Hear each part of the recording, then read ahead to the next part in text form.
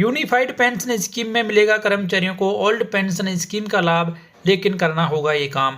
नमस्कार दोस्तों, स्वागत है आप सभी का फिर से आपके अपने YouTube channel government employ news में। दोस्तों, जैसे कि केंद्र सरकार ये ऐलान कर चुकी है कि 1 अप्रैल 2025 से केंद्रीय कर्मचारियों के लिए यूनिफाइड पेंशन स्कीम को लागू किया जाएगा। इसको लेकर गजट नोटिफिकेशन भी जारी कर दिया है और उसके बाद में PFRDA के द्वारा ड्राफ्ट रेगुलेशंस भी जारी कर दिए हैं। तो अब आप ये पक्का मान लें कि 1 अप्रैल 2025 से यूपीएस लागू होने जा रही है। लेकिन सबसे बड़ी बात यहाँ पर कि आपको किस तरीके से यूपीएस के तहत ओल्ड पेंशन स्कीम का फायदा मिलेगा, तो आपको हम बताना यहाँ पर चाहेंगे। जैसे कि PFRDA के द्वारा ड्राफ्ट रेगुलेशंस जारी कर दिए हैं और PFRDA ने आम पब्लिक से 17 फरवरी 2025 तक उन ड्राफ्ट रेगुलेशंस पर अपने कमेंट्स मांगे हैं। तो यदि आपको जो भी खामियां यूपीएस में नज़र आती हैं उन्हें आप PFRDA के सामने ला सकते हैं। और PFRDA को अपने कमेंट्स आपको कैसे भेजने हैं इसके संबंध में हमारे चैनल पर वीडियो डाला हुआ है, जिसका लिंक आपको आई बटन में और इस वीडियो के डिस्क्रिप्शन में मिल जाएगा, वो आप देख सकते हैं। तो यदि आप यूपीएस में ओल्ड पेंशन स्कीम की तरह ही फायदे चाहते हैं तो इस वीडियो में आपको उन 10 महत्वपूर्ण पॉइंट्स के बारे में बताया जाएगा जिनमें कि बदलाव होना बेहद ज़रूरी है। तो कौन कौन से 10 पॉइंट्स हैं जहां पर बदलाव होना जरूरी है, ये जानने के लिए बने रहें आप इस वीडियो के लास्ट तक। जानकारी आपको पसंद आए तो वीडियो को लाइक करें, इस वीडियो को अधिक से अधिक आपके दोस्तों के साथ में शेयर करें, जिससे वो भी यूपीएस की इन खामियों के बारे में जान सकें और वो भी PFRDA को अपने कमेंट्स भेज सकें। तो आइए शुरू कर लेते हैं ये महत्वपूर्ण वीडियो। तो सबसे बड़ी कमी यहाँ पर है कि पूर्ण पेंशन गारंटी का अभाव। जैसे कि सरकार के द्वारा ये कहा गया है कि इसमें अंतिम वेतन का 50% के बराबर पेंशन की गारंटी दी जाएगी, पेंशन दी जाएगी।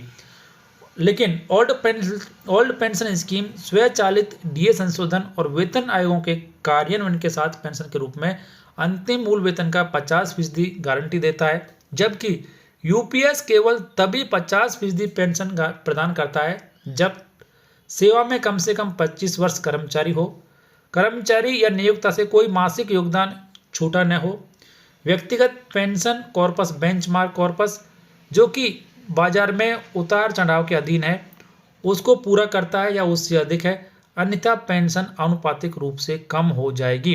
सरकार ने ये बात नहीं बताई है, लेकिन ये जो पेंशन कॉर्पस है, जिसे आप बेंचमार्क कॉर्पस कह सकते हैं, यदि वो अचीव नहीं होता है मार्केट के उतार चढ़ाव के कारण तो कर्मचारियों को 50% पेंशन नहीं मिलेगी, उस पेंशन को आनुपातिक रूप से कम कर दिया जाएगा। लेकिन ओल्ड पेंशन स्कीम में ऐसा नहीं है। कर्मचारी को रिटायरमेंट के बाद उसकी अंतिम वेतन के 50% के बराबर पेंशन भी दी जाती है और समय समय पर जो भी DA बढ़ता है वो भी कर्मचारियों को दिया जाता है। तो ये पहला बड़ा बदलाव है जो कि ओल्ड पेंशन स्कीम की तरह ही यूपीएस में भी लागू होना चाहिए। उसके बाद में दूसरा जो बदलाव होना चाहिए यहाँ पर कि कोई परिभाषित सरकारी दायित्व यहाँ पर नहीं है कि ओपीएस में पेंशन भुगतान के लिए सरकार पूरी तरीके से जिम्मेदारी उठाती है, जबकि यूपीएस में पेंशन को फंड आधारित मॉडल से जोड़ा जाता है, जिसका अर्थ है कि अगर कॉर्पस अपर्याप्त है तो भुगतान कम हो जाता है। यूपीएस में कोई भी प्रत्यक्ष सरकारी दायित्व नहीं है, जिससे पेंशन का कम सुरक्षित होना संभव है।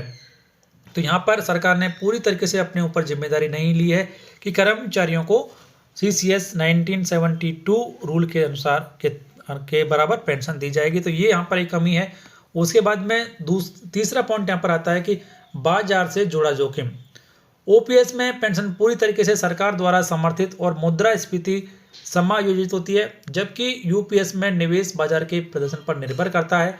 इससे यह दोष पैदा होता है कि कर्मचारियों को बाजार में गिरावट के कारण अपने पेंशन कोष में कमी का जोखिम उठाना पड़ सकता है। तो ये भी यूपीएस में मार्केट से जुड़ा हुआ जोखिम है। चौथा कमी यहाँ पर आता है कि GPF जनरल प्रोविडेंट फंड की कमी। तो ओपीएस में सरकारी कर्मचारी GPF में योगदान करते हैं जो कि ब्याज के साथ कर मुक्त निकासी की अनुमति देता है, जबकि यूपीएस में कोई GPF की सुविधा कर्मचारियों को नहीं दी गई है। इसके बजाय कर्मचारी के वेतन प्लस DA का 10% अनिवार्य योगदान कर्मचारी के द्वारा किया जाता है, जिसे सुरक्षित रूप से सहजने के बजाय निवेश सरकार के द्वारा किया जाता है। तो ये भी बड़ी कमी है कि यूपीएस में भी ओपीएस की तरह GPF की सुविधा की जाए और कर्मचारी उसमें अपना योगदान करता रहेगा, लेकिन यूपीएस में फिलहाल जीपीएफ की सुविधा नहीं दी गई है। तो ये भी आप मांग कर सकते हैं कि यूपीएस में जीपीएफ की सुविधा कर्मचारी को दी जाए। पांचवी कमी या कि पांचवा कमेंट्स यहाँ पर जो आप इसे बोल सकते हैं कि पेंशन पात्रता पर प्रतिबंध यूपीएस में लगाया गया है। तो ओल्ड पेंशन स्कीम में 10 वर्ष की सेवा के बाद पेंशन की गारंटी दी जाती है, जबकि यूपीएस में न्यूनतम 10 वर्ष की सेवा आवश्यक है, लेकिन केवल 10,000 रुपये की प्रति महीने की गारंटी यहाँ पर दी गई है। यदि कॉर्पस बेंचमार्क को पूरा करता है तभी जाकर उसे 10,000 रुपये की न्यूनतम पेंशन दी जाएगी, वरना ये नहीं दी जाएगी।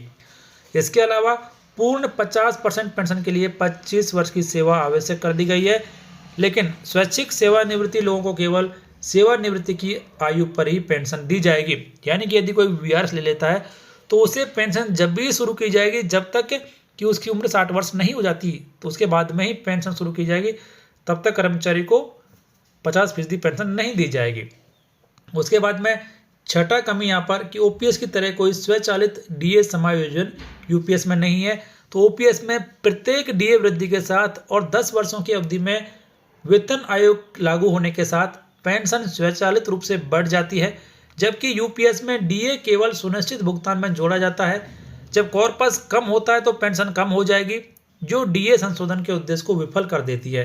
तो ये भी एक कमी यूपीएस में है जिसे आप पीएफआरडी के सामने ला सकते हैं। दोस्तों, अभी तक आपको जो जानकारी दी गई है, जो 6 पॉइंट्स यहाँ पर बताए गए हैं, ये आपको सही लगे तो कमेंट बॉक्स में लिखकर जरूर बताएं और वीडियो को लाइक तो कर ही दें। उसके बाद में 7वीं कमी जो यूपीएस में है कि एक मुफ्त निकासी पर प्रतिबंध लगा दिया गया है। यूपीएस में एक निर्धारित गणना के साथ पेंशन का कम्यूटेशन प्रदान होता है कर्मचारी को, जबकि यूपीएस में यह अधिकतम 60% की निकासी की अनुमति देता है, लेकिन यह अंतिम पेंशन भुगतान को आनुपातिक रूप से कम कर देता है। यह सेवानिवृत्ति पर केवल एक निकासी की अनुमति देता है और कोई नियमित निकासी की सुविधा भी नहीं देता है। तो एक मुफ्त निकासी पर भी प्रतिबंध यूपीएस में लगा दिया गया है। तो यूपीएस में एक मुफ्त निकासी पर भी प्रतिबंध हटना चाहिए, ऐसी मांग आप पीएफआरडी से कर सकते हैं। दोस्तों, उसके बाद में अगली जो कमी यहाँ पर है कि विधवा पेंशन काफ़ी कम यहाँ पर दी जा रही है। तो ओपीएस में विधवा पेंशन जो है वो अंतिम वेतन का 50% मिलता है, जबकि यूपीएस में विधवा पति पत्नी को सेवानिवृत्त व्यक्ति की कम हुई पेंशन का केवल 60% ही मिलता है। तो ये यहाँ पर काफ़ी कम है, तो इसमें भी बदलाव करने की मांग की जा सकती है। इसके अलावा 9 पॉइंट कि इस्तीफा देने वाले कर्मचारी के लिए कोई पेंशन यूपीएस में नहीं दी गई है। तो ओपीएस में उन लोगों को पेंशन की अनुमति है जो इस्तीफे के बाद भी कम से कम 10 साल की सेवा पूरी करते हैं, जबकि यूपीएस में इस्तीफा देने वाले या बर्खास्त किए गए कर्मचारियों को कुछ भी नहीं मिलता है। तो ये भी यूपीएस में बदलाव की मांग आप कर सकते हैं। उसके बाद में 10वां और अंतिम पॉइंट कि नौकरशाही जटिलता। ओपीएस में यह बहुत ही सरल प्रत्यक्ष पेंशन का भुगतान है, जबकि यूपीएस में इसमें कई एजेंसियां जैसे कि पीएफआरडी है, एनपीएस ट्रस्ट है, पेंशन फंड मैनेजर हैं, काफ़ी सारे चैनल्स यहाँ पर शामिल हैं। पेंशन का दावा करने के लिए भारी कागजी प्रक्रिया करनी पड़ेगी और निरंतर पेंशन भुगतान के लिए वार्षिक जीवन प्रमाण पत्र की भी आवश्यकता होगी, जो कि ओल्ड पेंशन स्कीम में भी होती है। लेकिन जो सिस्टम यहाँ पर काफ़ी जटिलता बना दी गई है कि पीएफआरडी शामिल है, एनपीएस ट्रस्ट भी इसमें शामिल है, पेंशन फंड मैनेजर भी शामिल है, कि ज़्यादा एजेंसी शामिल होने की वजह से पेंशन प्रक्रिया काफ़ी जटिल हो जाएगी और एक वृद्धा अवस्था में एक सरकारी कर्मचारी को पेंशन शुरू करने में काफ़ी दिक्कतों का सामना करना पड़ सकता है। तो इसको भी आसान बनाने की मांग पीएफआरडी के द्वारा की जा सकती है। तो ये 10 ऐसे कमेंट्स हैं जो कि हर एक व्यक्ति जो कि एनपीएस में कवर्ड है वो पीएफआरडी को भेज सकता है कि इन 10 कमेंट्स में ये 10 कमेंट्स हैं और ये 10 ऐसे बदलाव हैं जो कि यूपीएस में होने चाहिए। तो दोस्तों, फिलहाल इस वीडियो में इतना ही। उम्मीद करते हैं जो जानकारी आपको दी गई है ये कुछ फ़ायदे की रही होगी, आपको यूपीएस की कुछ कमियों के बारे में पता चला होगा। तो प्लीज़ वीडियो को लाइक और शेयर कर दें, चैनल सब्सक्राइब कर बेल आइकन प्रेस कर लें और नोटिफिकेशन ऑन कर दें, जिससे हर एक फ़ायदेमंद जानकारी आप सबसे पहले देख पाएंगे।